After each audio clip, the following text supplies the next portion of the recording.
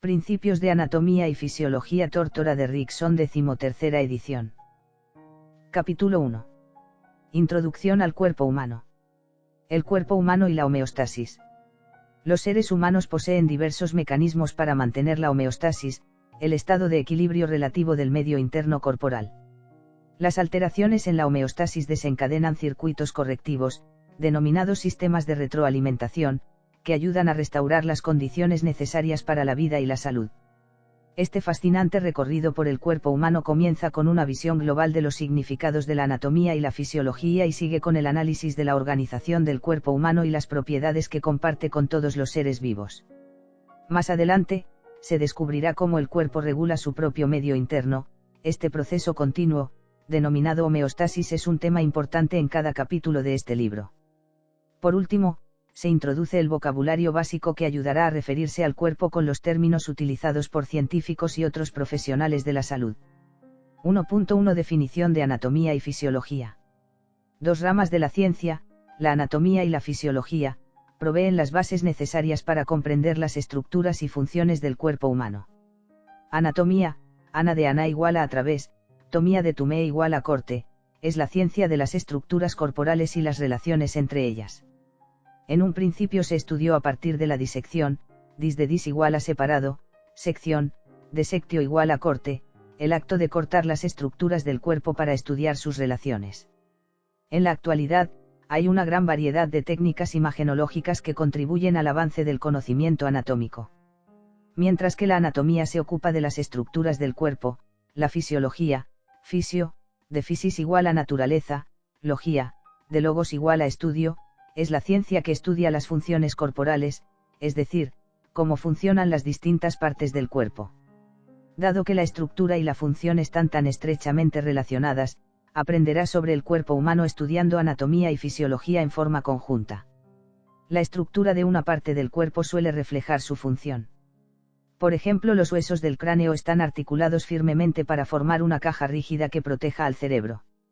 Los huesos de los dedos poseen articulaciones más laxas para permitir una variedad de movimientos. Las paredes de los sacos alveolares de los pulmones son muy delgadas, lo que permite el rápido pasaje del oxígeno inspirado a la sangre. El revestimiento de la vejiga es mucho más grueso para evitar el escape de orina en la cavidad pélvica, pero, aún así, su estructura permite una considerable distensión.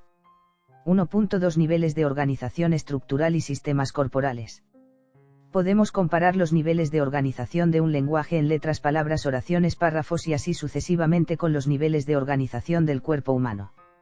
Se explorará el cuerpo humano desde los átomos y moléculas hasta la persona como un todo. De menor a mayor, 6 niveles de organización le ayudarán a comprender la anatomía y la fisiología: químico, celular, tisular, órganos, aparatos y sistemas, y organismo. 1. Nivel químico. Este nivel muy básico se puede comparar con las letras del alfabeto y comprende los átomos, las unidades de materia más pequeñas que participan en reacciones químicas, y las moléculas, formadas por la unión de dos o más átomos. Algunos átomos, tales como carbono C, hidrógeno H, oxígeno O, nitrógeno N, fósforo P, calcio, K, y azufre S, son esenciales para el mantenimiento de la vida. Dos moléculas familiares que se encuentran en el cuerpo humano son el ácido desoxirribonucleico, DNA, el material genético que se transmite de una generación a otra, y la glucosa, conocida vulgarmente como el azúcar de la sangre. 2. Nivel celular. Las moléculas se combinan entre sí para formar células, las unidades estructurales y funcionales básicas de un organismo, que están compuestas por sustancias químicas. Así como las palabras son los elementos más pequeños del lenguaje que tienen sentido, las células son las unidades vivientes más pequeñas del cuerpo humano. Dentro de los numerosos tipos distintos de células del organismo se encuentran células musculares, nerviosas y epiteliales. 3. Nivel tisular. Los tejidos son grupos de células y materiales circundantes que trabajan en conjunto para cumplir una determinada función, de manera similar a la combinación de palabras para formar oraciones. Existen tan solo 4 tipos básicos de tejidos en el organismo: epitelial, conectivo, muscular y nervioso. El tejido epitelial cubre las superficies corporales, reviste órganos, huecos y cavidades, y forma glándulas. El tejido conectivo, también llamado conjuntivo, conecta, sostiene y protege órganos del cuerpo, a la vez que distribuye vasos sanguíneos a otros tejidos. El tejido muscular se contrae para que se muevan las partes del cuerpo y genera calor. El tejido nervioso transporta información de una parte del cuerpo a otra mediante impulsos nerviosos. 4. Nivel de órganos. En el nivel de órganos, se unen entre sí los distintos tipos de tejidos. En forma similar a la relación entre oraciones y párrafos, los órganos son estructuras compuestas por dos o más tipos distintos de tejidos, poseen funciones específicas y suelen tener una forma característica. Ejemplos de órganos son el estómago, la piel, los huesos, el corazón, el hígado, los pulmones y el cerebro. La cubierta externa que rodea al estómago es una capa de tejido epitelial y conectivo que reduce la fricción cuando el estómago se mueve y roza otros órganos. Por debajo, hay 3 capas de tejido muscular, denominado tejido muscular liso, que se contraen para batir y mezclar los alimentos, y después, empujarlos hacia el siguiente órgano digestivo, el intestino delgado. El revestimiento más interno del estómago es una capa de tejido epitelial que produce líquido y sustancias químicas responsables de la digestión gástrica. 5. Nivel de aparatos y sistemas. Un aparato o sistema, o un capítulo en nuestra analogía con el lenguaje, está formado por órganos relacionados entre sí, párrafos, con una función común. Un ejemplo de este nivel, llamado también nivel de órganos-sistemas, es el aparato digestivo, que degrada y absorbe los alimentos. Está compuesto por la boca, las glándulas salivales, la faringe, garganta, el esófago, el estómago, el intestino delgado, el intestino grueso, el hígado, la vesícula biliar y el páncreas. A veces un mismo órgano forma parte de más de un sistema. Por ejemplo, el páncreas forma parte tanto del aparato digestivo como del sistema endocrino, encargado de producir hormonas. 6. Nivel de organismo. Un organismo, cualquier ser vivo, es equivalente a un libro en nuestra analogía. Todas las partes del cuerpo humano que funcionan en conjunto constituyen el organismo. A medida que se estudie con mayor detalle cada uno de los sistemas, se observará cómo funcionan en conjunto para mantener la salud, proteger de la enfermedad y permitir la reproducción de la especie humana. Correlación clínica. Técnicas no invasivas de diagnóstico. Los profesionales de la salud y los estudiantes de anatomía y fisiología suelen utilizar varias técnicas no invasivas de diagnóstico para estudiar algunos aspectos de la estructura y función del cuerpo humano. Una técnica diagnóstica no invasiva es aquella que no implica la introducción de un instrumento ni un dispositivo a través de la piel o de un orificio corporal. Durante la inspección, el examinador observa cualquier cambio del cuerpo que se aleje de lo normal. Por ejemplo, un médico puede examinar la cavidad bucal para buscar evidencia de enfermedad. Después de la inspección, se pueden utilizar una o más técnicas adicionales. En la palpación, palpar igual a tocar con suavidad, el examinador toca la superficie del cuerpo con las manos. Por ejemplo, se palpa el abdomen para detectar órganos aumentados de tamaño o masas anormales.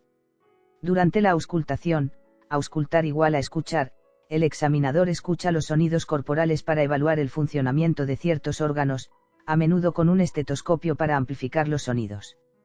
Un ejemplo es la auscultación de los pulmones durante la respiración para detectar la presencia de estertores crepitantes, que se asocian con acumulación anormal de líquido. En la percusión, percutir igual a golpear a través de, el examinador golpea con suavidad la superficie corporal con la punta de los dedos y escucha el eco resultante. La percusión puede revelar, por ejemplo, la presencia anormal de líquido en los pulmones o aire en el intestino. También puede aportar información acerca del tamaño, consistencia y posición de una estructura subyacente. El conocimiento anatómico es importante para la aplicación eficaz de la mayoría de estas técnicas diagnósticas. 1.3 Características del organismo humano vivo. Procesos vitales básicos. Existen ciertos procesos que sirven para distinguir a los organismos, o seres vivos, de los objetos inanimados. A continuación, se describen los 6 procesos vitales más importantes del cuerpo humano. 1. Metabolismo. Es la suma de todos los procesos químicos que se producen en el cuerpo. Una fase de este proceso es el catabolismo, de catabole igual a descenso e ismo igual a estado, la degradación de sustancias químicas complejas en componentes más simples. La otra fase del metabolismo es el anabolismo, de anabole igual a ascenso, la construcción de sustancias químicas complejas a partir de elementos más pequeños y simples. Por ejemplo, los procesos digestivos catabolizan, degradan, las proteínas de los alimentos a aminoácidos. Después estos se utilizan para el anabolismo, síntesis, de nuevas proteínas que formarán estructuras corporales, por ejemplo músculos y huesos. 2. Respuesta. Es la capacidad del cuerpo de detectar cambios y responder ante ellos. Por ejemplo, un aumento de temperatura corporal representa un cambio en el medio interno, dentro del cuerpo, y girar la cabeza ante el sonido de la frenada de un automóvil es una respuesta ante un cambio en el medio externo, fuera del cuerpo, a fin de preparar al cuerpo para una amenaza potencial. Las distintas células del cuerpo responden de maneras características a los cambios ambientales. Las células nerviosas responden generando señales eléctricas, conocidas como impulsos nerviosos, potenciales de acción. Las células musculares responden contrayéndose, lo que genera fuerza para mover las partes del cuerpo. 3. Movimiento. Incluye los movimientos de todo el cuerpo, de órganos individuales, de células aisladas y hasta de las pequeñas estructuras subcelulares. Por ejemplo, la acción coordinada de los músculos de las piernas permite desplazar el cuerpo de un lado a otro al caminar o correr. Al ingerir una comida que contiene grasas, la vesícula se contrae y libera bilis al tubo digestivo para ayudar a digerirlas. Cuando un tejido corporal se lesiona o se infecta, ciertos glóbulos blancos pasan de la sangre al tejido dañado para ayudar a limpiar y reparar la zona afectada. Dentro de cada célula, diversas partes como vesículas secretoras se mueven de una posición a otra para cumplir sus funciones. 4. Crecimiento. Es el aumento en el tamaño corporal como resultado de un aumento en el tamaño de las células, el número de células o ambos. Además, un tejido puede aumentar de tamaño debido al incremento en el material intercelular. En el hueso en crecimiento, por ejemplo, los depósitos minerales se acumulan entre las células óseas, haciendo crecer al hueso en largo y en ancho. 5. Diferenciación. Es la transformación de una célula no especializada en una especializada. A estas células precursoras que se dividen y dan origen a células que luego se diferenciarán se las conoce como células madre.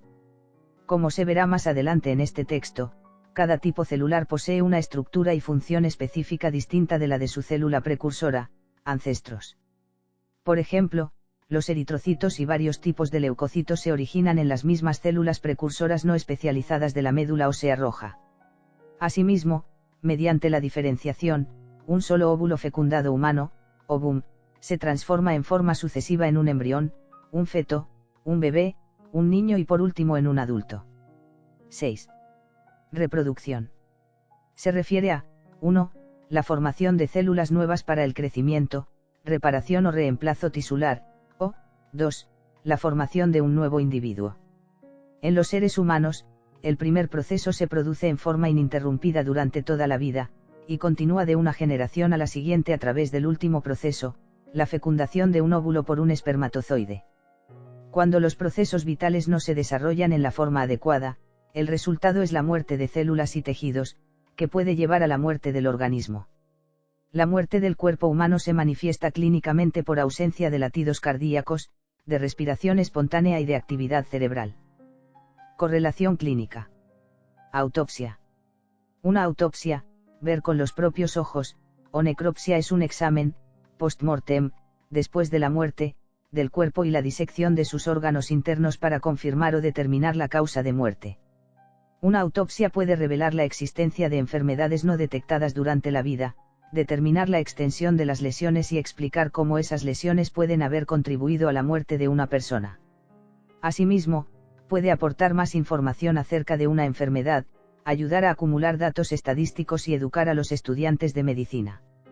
Además, una autopsia puede revelar enfermedades capaces de afectar a la descendencia, como cardiopatías congénitas. En ocasiones, se exige legalmente una autopsia, por ejemplo durante una investigación criminal. También puede ser útil para resolver disputas entre beneficiarios y compañías de seguros acerca de la causa de la muerte. 1.4 Homeostasis. La homeostasis, homeo, de homoios igual, a igual, estasis igual a detención, es la condición de equilibrio, balance, del medio interno gracias a la interacción continua de los múltiples procesos de regulación corporal. La homeostasis es un proceso dinámico. El estado de equilibrio del cuerpo se puede modificar dentro de estrechos márgenes compatibles con la vida, en respuesta a condiciones cambiantes. Por ejemplo, los valores normales de glucemia son de 70 a 110 mg por cada 100 ml de sangre. Cada estructura, desde el nivel celular hasta el de aparatos y sistemas, contribuye de alguna manera a mantener el medio interno dentro de sus límites normales. Homeostasis de los líquidos corporales. Un aspecto importante de la homeostasis es el mantenimiento del volumen y de la composición de los líquidos corporales, soluciones acuosas diluidas que contienen sustancias químicas disueltas, que se encuentran tanto dentro de las células como a su alrededor. El líquido dentro de las células se denomina líquido intracelular, intra igual adentro, y se abrevia LIC. El líquido fuera de las células del cuerpo es el líquido extracelular, extra igual afuera, y se abrevia LEC. El líquido extracelular que rellena los estrechos espacios entre las células de los tejidos se conoce como líquido intersticial, inter igual a entre. A medida que avance en sus estudios, observará que el líquido extracelular varía según las distintas partes del cuerpo en que se encuentra. Se denomina plasma al líquido extracelular dentro de los vasos sanguíneos, linfa, al del interior de los vasos linfáticos, líquido cefalorraquídeo al localizado dentro y alrededor del encéfalo y la médula espinal, líquido sinovial al de las articulaciones, y humor acuoso y cuerpo vítreo al líquido extracelular de los ojos. El funcionamiento adecuado de las células del cuerpo depende de la regulación precisa de la composición del líquido intersticial que las rodea.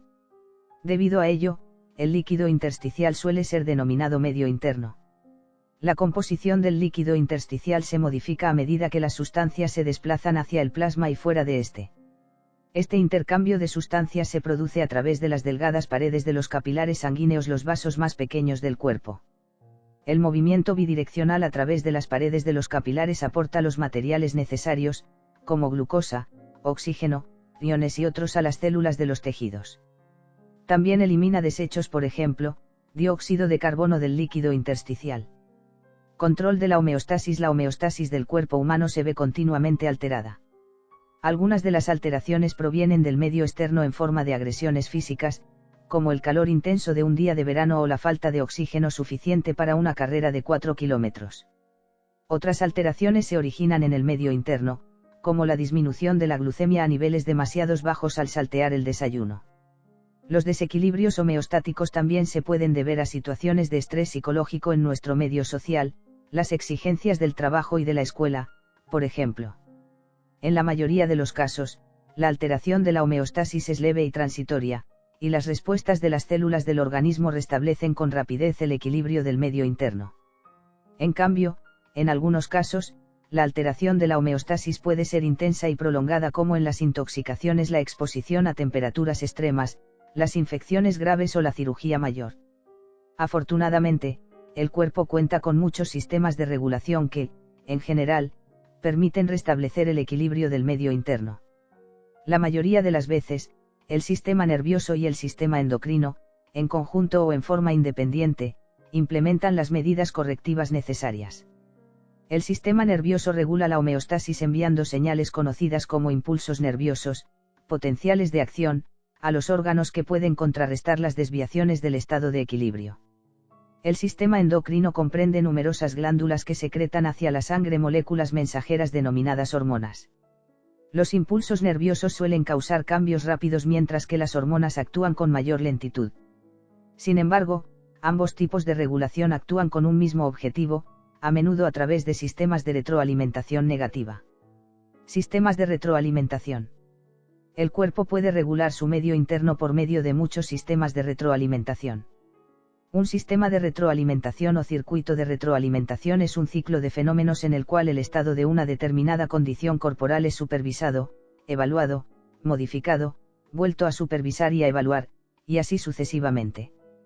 Cada variable supervisada, como la temperatura corporal, la presión arterial o el nivel de glucemia, se denomina condición controlada. Cualquier alteración que cause un cambio en una condición controlada se denomina estímulo. Un sistema de retroalimentación consiste en tres componentes básicos: un receptor, un centro de control y un efector. 1.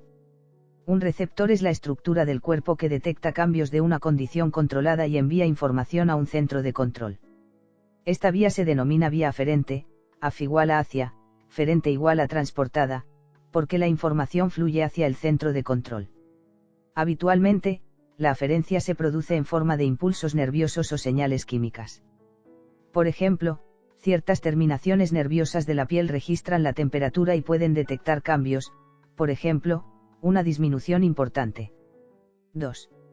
Un centro de control del cuerpo, por ejemplo el cerebro, establece el rango de valores dentro de los cuales se debe mantener una condición controlada, punto de regulación, evalúa las señales aferentes que recibe de los receptores y genera señales de salida cuando son necesarias. Por lo general, la señal de salida o eferencia se produce en forma de impulsos nerviosos, hormonas u otras señales químicas. Esta vía se denomina vía eferente, F igual a lejos de, porque la información se aleja del centro de control. En el ejemplo de la temperatura de la piel, el cerebro actúa como centro de control, recibe los impulsos nerviosos desde los receptores cutáneos y genera impulsos nerviosos como señal eferente. 3. Un efector es la estructura del cuerpo que recibe las señales eferentes del centro de control y provoca una respuesta o efecto que modifica la condición controlada. Casi todos los órganos o tejidos del cuerpo pueden funcionar como efectores. Por ejemplo, cuando cae bruscamente la temperatura corporal, el cerebro, centro de control, envía impulsos nerviosos, eferentes, a los músculos esqueléticos, efectores. El resultado es que se comienza a tiritar, lo que genera calor que eleva la temperatura corporal. Un grupo de receptores y efectores en comunicación con su centro de control forman un sistema de retroalimentación que puede regular una condición controlada del medio interno del cuerpo. En un sistema de retroalimentación, la respuesta del sistema retroalimenta información para modificar de alguna manera la condición controlada, anulándola, retroalimentación negativa, o aumentándola, retroalimentación positiva. Sistemas de retroalimentación negativa. Un sistema de retroalimentación negativa revierte un cambio de una condición controlada. Considérese la regulación de la presión arterial. La presión arterial PA, es la fuerza que ejerce la sangre contra las paredes de los vasos sanguíneos. Cuando el corazón late más rápido o más fuerte, la presión arterial aumenta. Si un estímulo externo o interno provoca aumento de la presión arterial, condición controlada, se produce la siguiente secuencia de eventos. Los vasoreceptores, los receptores, células nerviosas sensibles a la presión, localizados en las paredes de ciertos vasos sanguíneos, detectan la presión más alta. Envían impulsos nerviosos, aferencias, al encéfalo, centro de control, que interpreta estos impulsos y responde enviando impulsos nerviosos, eferencias, al corazón y los vasos sanguíneos, efectores. La frecuencia cardíaca disminuye y los vasos sanguíneos se dilatan, se ensanchan, lo que induce un descenso de la presión arterial, respuesta. Esta secuencia de eventos normaliza rápidamente la condición controlada, la presión arterial, y restablece la homeostasis.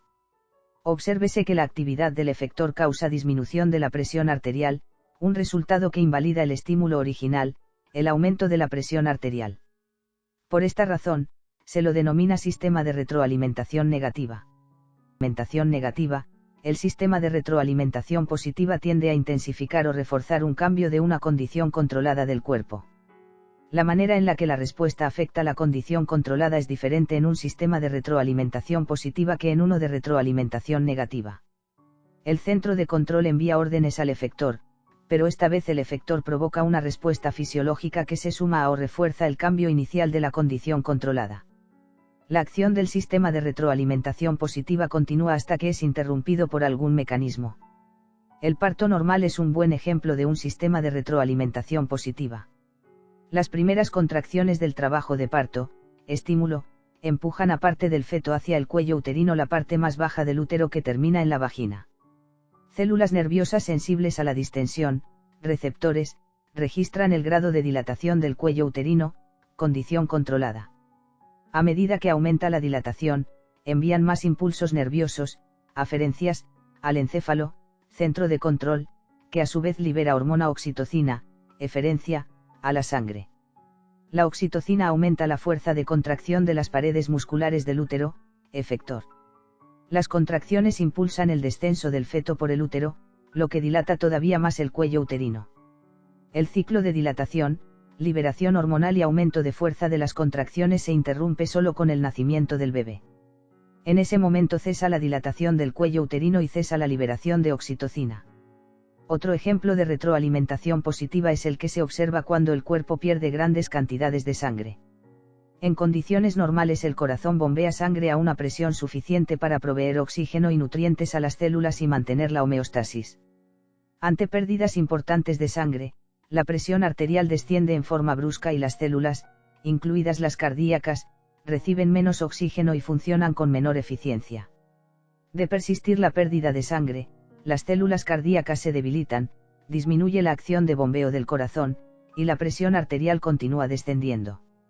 Este es un ejemplo de un sistema de retroalimentación positiva que tiene graves consecuencias y puede llevar a la muerte si no hay intervención médica. La coagulación sanguínea es también un ejemplo de sistema de retroalimentación positiva. Estos ejemplos sugieren importantes diferencias entre los sistemas de retroalimentación positiva y los de retroalimentación negativa. Dado que un sistema de retroalimentación positiva refuerza continuamente un cambio de una condición controlada, alguna señal fuera del sistema debe detenerlo.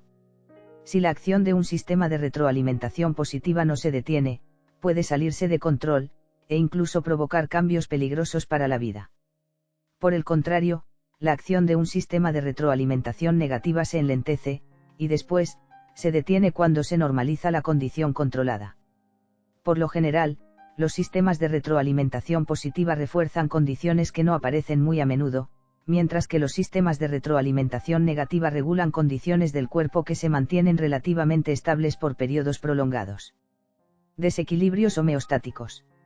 Se ha definido la homeostasis como una condición en la que el medio interno del organismo permanece relativamente estable. La capacidad del cuerpo para mantener la homeostasis le confiere su enorme poder de curación y notable resistencia al maltrato. Los procesos fisiológicos responsables de mantener la homeostasis también son, en gran medida, responsables de la buena salud. En la mayoría de las personas, la buena salud de por vida no es algo que sucede sin esfuerzo. Los numerosos factores de este equilibrio denominado salud son los siguientes: el medio y su propio comportamiento. Su conformación genética. El aire que respira, los alimentos que consume e, incluso, sus pensamientos. La manera de vivir puede favorecer o interferir de manera negativa con la capacidad del cuerpo de mantener la homeostasis y recuperarse de los factores de estrés inevitables hallados en el curso de la vida. Numerosas enfermedades son el resultado de años de malos hábitos de salud que interfieren con el impulso natural del organismo de mantener la homeostasis. Un ejemplo evidente son las enfermedades relacionadas con el tabaquismo.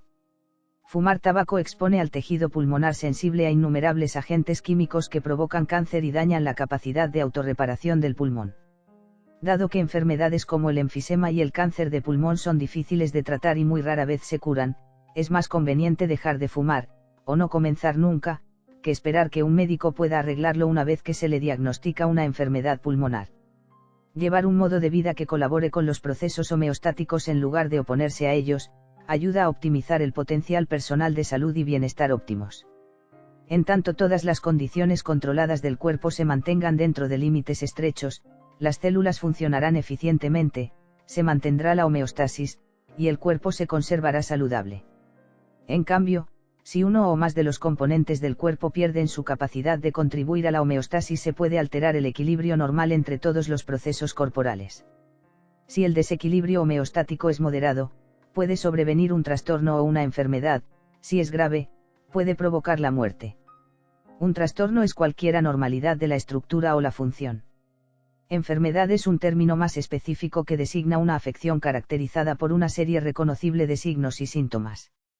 Una enfermedad local afecta una parte o una región limitada del cuerpo, por ejemplo, infección sinusal; una enfermedad sistémica afecta todo el cuerpo o varias partes de este, por ejemplo, gripe. Las enfermedades causan alteraciones características de las estructuras y funciones del cuerpo. Una persona que padece una enfermedad puede presentar síntomas, cambios subjetivos de las funciones corporales que no son evidentes para el observador. El dolor de cabeza, las náuseas y la ansiedad son ejemplos de síntomas. Los cambios objetivos que un médico puede observar y medir se denominan signos. Los signos de una enfermedad pueden ser anatómicos, como tumefacción o erupción, o fisiológicos, como fiebre, aumento de la presión arterial o parálisis. La ciencia que estudia por qué, cuándo y dónde aparecen las enfermedades, y cómo se transmiten entre individuos se denomina epidemiología, epi igual a sobre, demi igual a población. La farmacología, de fármacon igual a droga, es la ciencia que se ocupa de los efectos y usos de los fármacos en el tratamiento de las enfermedades. Correlación clínica. Diagnóstico de enfermedad.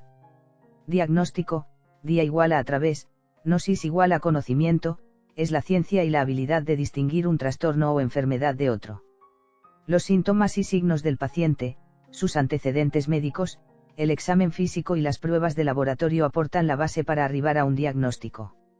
Efectuar una anamnesis consiste en reunir información sobre eventos que podrían estar relacionados con la enfermedad del paciente.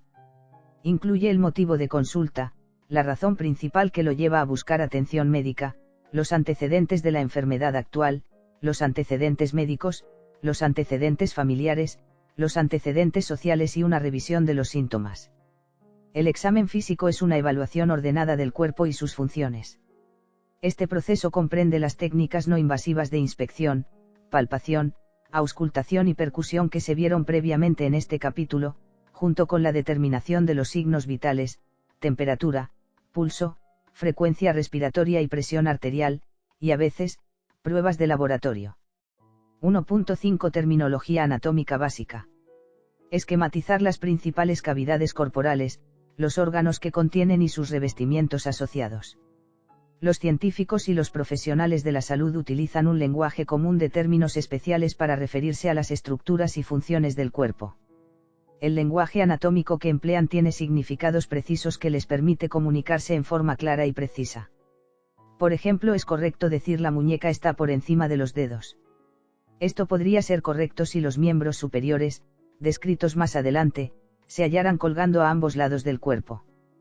Pero si las manos se encuentran por encima de la cabeza, los dedos estarían arriba de las muñecas. Para evitar esta clase de confusiones, los anatomistas desarrollaron una posición anatómica convencional y usan vocabulario especial para relacionar las partes del cuerpo entre sí. Posiciones corporales. Las descripciones de cualquier región o parte del cuerpo humano asumen que éste se encuentra en una posición convencional de referencia denominada posición anatómica. En esta posición, el sujeto se halla de pie frente al observador, con la cabeza y los ojos mirando hacia adelante. Los pies están apoyados en el piso y dirigidos hacia adelante, y los miembros superiores a los costados del cuerpo con las palmas hacia el frente. En la posición anatómica, el cuerpo está vertical. Existen dos términos para describir el cuerpo acostado. Si el cuerpo se halla boca abajo, se halla en decúbito prono o ventral. Si el cuerpo está boca arriba, está en decúbito supino o dorsal. Nombres de las regiones. El cuerpo humano se divide en varias regiones principales que se pueden identificar externamente. Estas son la cabeza, el cuello, el tronco, los miembros superiores y los miembros inferiores. La cabeza está formada por el cráneo y la cara. El cráneo contiene y protege el encéfalo, la cara es la parte frontal de la cabeza que incluye ojos, nariz, boca, frente, pómulos y mentón.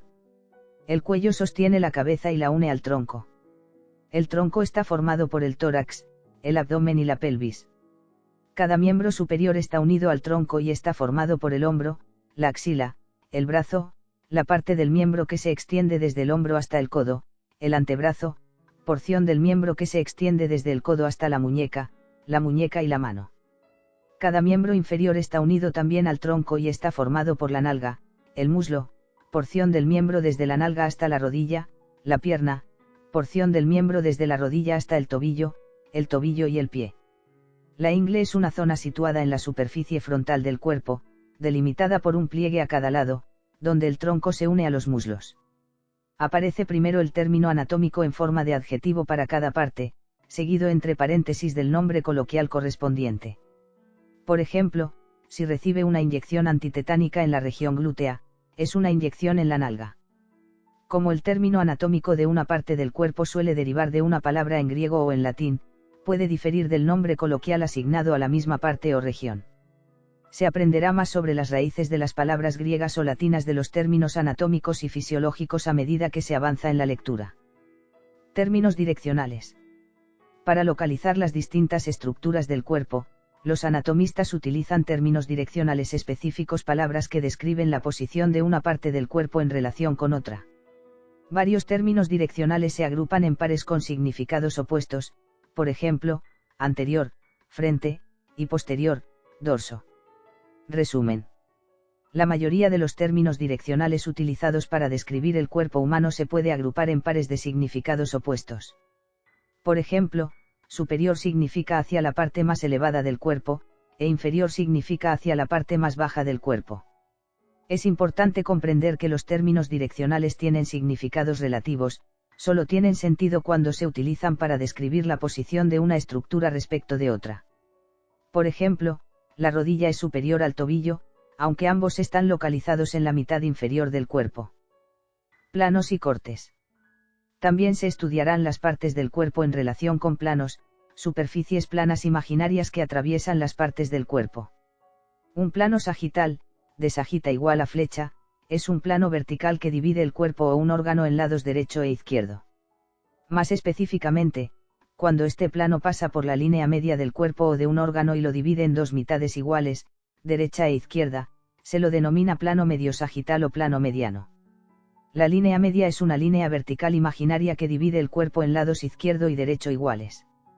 Si el plano sagital no atraviesa la línea media, sino que divide el cuerpo o un órgano en lados derecho e izquierdo desiguales, se lo denomina plano parasagital, de para, igual al lado de.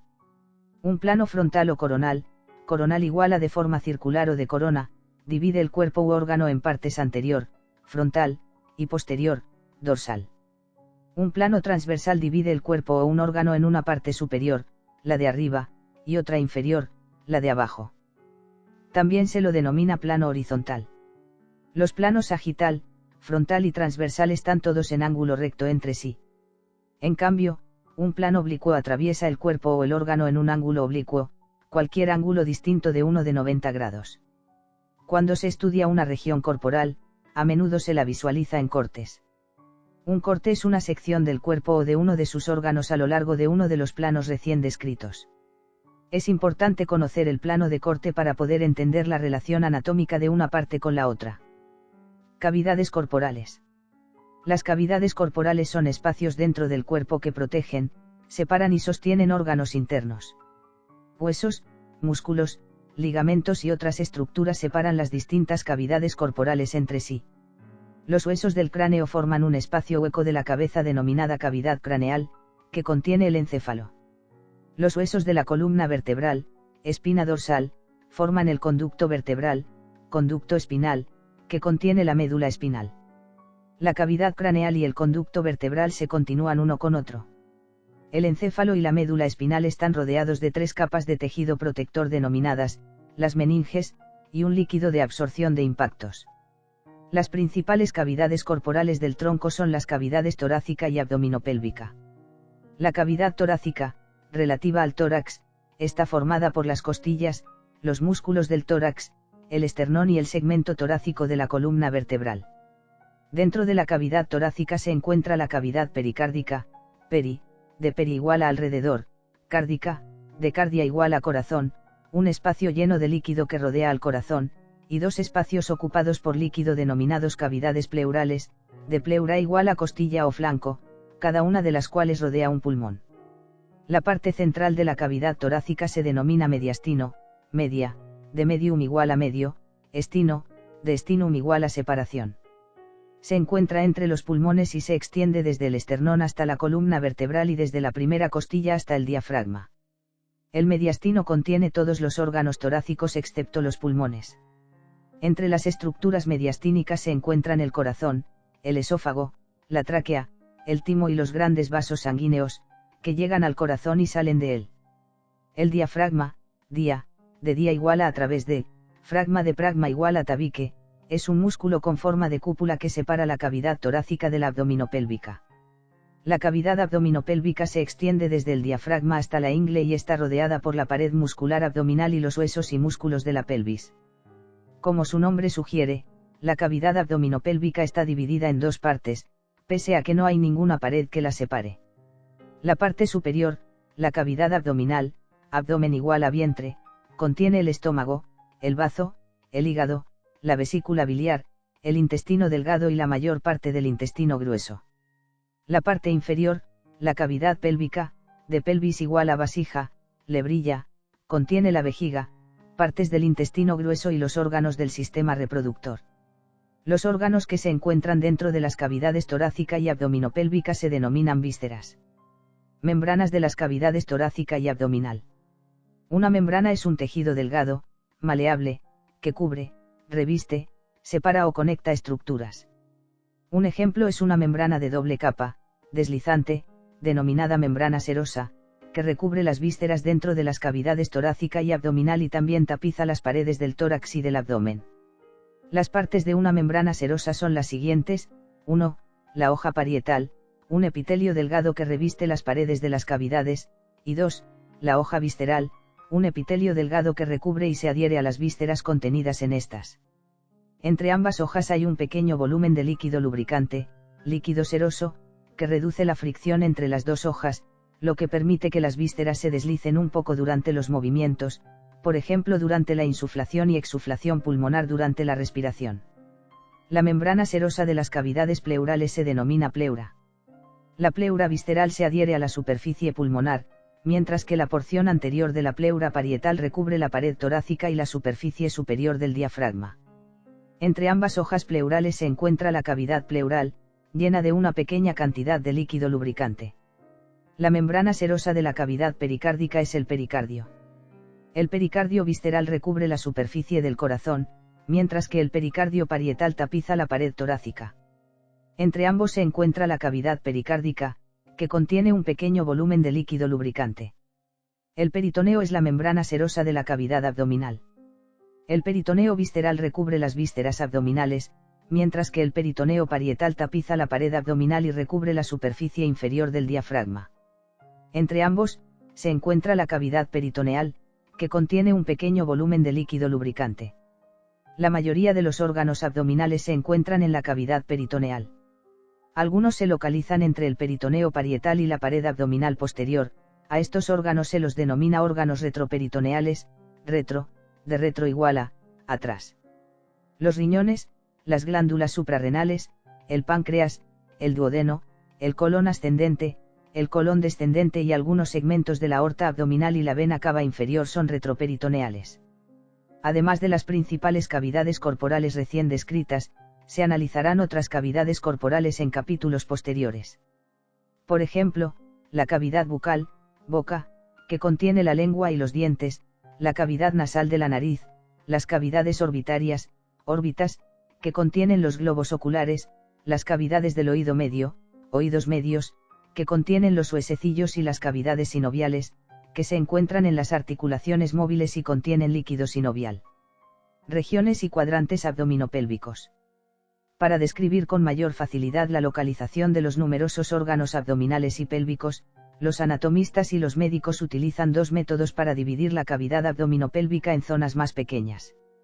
El primer método consiste en trazar dos líneas horizontales y dos verticales, alineadas como en un tablero de 3 en raya, tatetí, que dividen la cavidad en 9 regiones abdominopélvica. La línea horizontal superior, la línea subcostal, sub igual a bajo, costal igual a costilla, se traza inmediatamente por debajo de la parrilla costal, a través de la porción inferior del estómago. La línea horizontal inferior, la línea transtubercular, se traza justo por debajo de la parte superior de los huesos de la cadera. Se trazan dos líneas verticales, las líneas medioclaviculares derecha e izquierda, a través del punto medio de cada clavícula, inmediatamente mediales a los pezones. Estas 4 líneas dividen a la cavidad abdominopélvica en una región central de mayor tamaño y dos regiones, derecha e izquierda, más pequeñas. Los nombres de estas 9 regiones son hipocondrio derecho, epigastrio, hipocondrio izquierdo, flanco derecho, región umbilical flanco izquierdo, fosa ilíaca derecha, hipogastrio y fosa ilíaca izquierda. El segundo método es más sencillo y divide la cavidad abdominopélvica en cuadrantes, quad, igual a un cuarto. Este método consiste en trazar una línea mediosagital, la línea mediana, y una línea transversal, la línea transumbilical, a través del ombligo. Los nombres de los cuadrantes abdominopélvicos son cuadrante superior derecho, CSD, cuadrante superior izquierdo, CSI, cuadrante inferior derecho, CID, y cuadrante inferior izquierdo, CII. Mientras que el método de las 9 regiones es más utilizado para estudios anatómicos, la división en cuadrantes es más utilizada por los médicos para describir la localización de un dolor abdominopélvico, un tumor u otra anormalidad. 1.6. Imagenología médica. Imagenología médica hace referencia a técnicas y procedimientos usados para crear imágenes del cuerpo humano. Diversos tipos de imagenología médica permiten visualizar estructuras del interior del cuerpo y son cada vez más útiles para el diagnóstico preciso de un amplio espectro de trastornos anatómicos y fisiológicos. El origen de todas las técnicas de diagnóstico por imágenes es la radiografía convencional, rayos X, que se utiliza en la medicina desde fines de los años 40. Las tecnologías imagenológicas más modernas no solo contribuyen al diagnóstico de enfermedades, sino también a mejorar el conocimiento de la anatomía y la fisiología normales. Otros métodos imagenológicos, por ejemplo, el cateterismo cardíaco.